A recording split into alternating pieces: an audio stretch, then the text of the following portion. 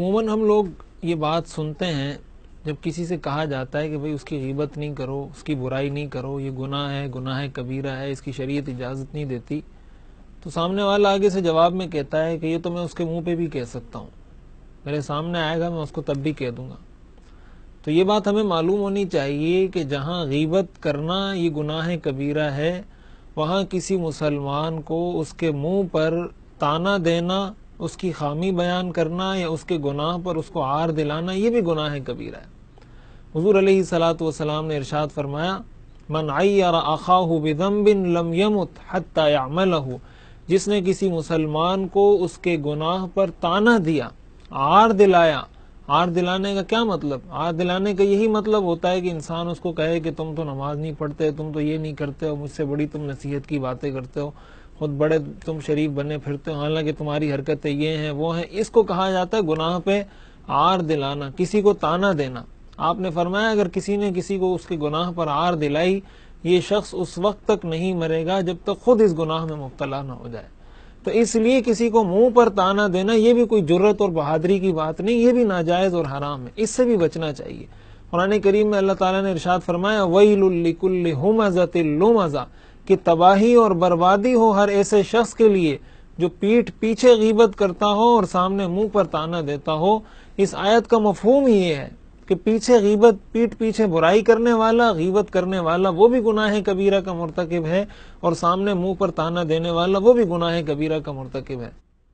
حضور علیہ الصلوۃ والسلام نے ارشاد فرمایا، لیس المؤمن باللعان ولا الطعان ولا الفاحش ولا البذی، کہ مومن نہ تو لعنت کرنے والا ہوتا ہے، نہ طعنہ دینے والا ہوتا ہے، نہ فحش گوئی کرتا ہے، نہ فحش کام کرتا ہے۔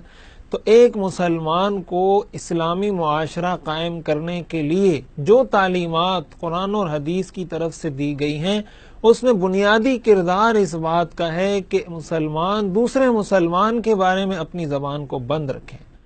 نہ تو اس کے پیٹھ پیچھے اس کی برائی بیان کریں، نہ اس کے سامنے اس کی برائی بیان کریں۔ ہمارے ہاں اس چیز کا بڑا رواج ہے،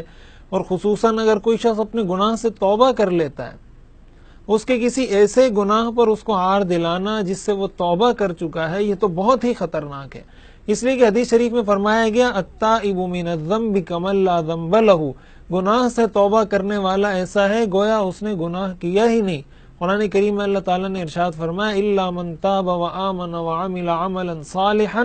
فاولئک یبدل اللہ سیئاتہم حسنات، کہ جو توبہ کر لے، ایمان کی حالت میں اپنی زندگی کو آئندہ کے لیے ٹھیک کرنے کا عزم کر لے، اللہ تعالیٰ اس کے گناہوں کو نیکی میں بدل دیتے ہیں۔ ہمارے ہاں بعض لوگوں کو یہ رواج ہمارے معاشرے میں بعض نوجوانوں کی زبانوں پر یہ بات سننے کو بہت بکثرت ملتی ہے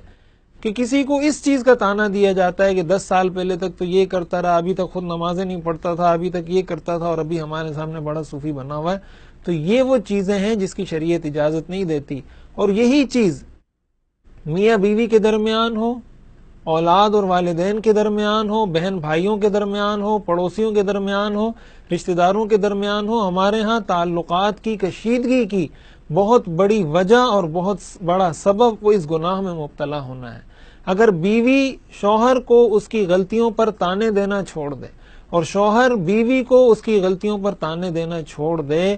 تو ایسی زندگی، ایسی خوشگوار زندگی ان کو نصیب ہوگی جیسے اسلام کی ایک مثالی ازدواجی زندگی ہوا کرتی ہے۔ یہی معاملات اگر والدین اور اولاد کے درمیان ہو جائیں، رشتہ داروں میں تعلقات خراب ہونے کی بنیادی وجوہات میں سے ایک وجہ یہ ہے کہ ایک دوسرے کو طعنے دیے جاتے ہیں۔ اس لیے بحیثیت مسلمان یہ ہماری معاشرتی ذمہ داری ہے، اور یہ شریعت کا ہمیں حکم ہے کہ ہم ان چیزوں سے بچیں۔ اگر ان چیزوں سے ہم بچیں گے تو انشاءاللہ ہمیں ایک اچھا مثالی اور اسلامی معاشرہ نصیب ہوگا۔